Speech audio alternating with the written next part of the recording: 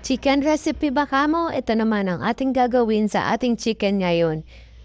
Hindi ko alam kung anong recipe ito, basta naisipan ko siyang lutuin. Nakita ko lang sa TikTok at masarap siya.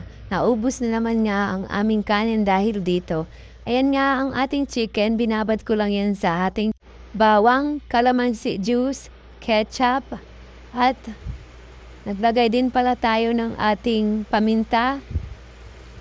At naglagay din pala ako dyan ng pabrika at konting magic sarap. At ating hahalu-haluin na ang ating chicken. At naglagay din pala ako ng soya. At ating hahalu-haluin at i-marinate natin siya ng 30 minutes kung may oras pa. At kung walang oras naman, mga 10 to 20 minutes okay na yan. Basta mahalo lang at manuot lang ang ingredients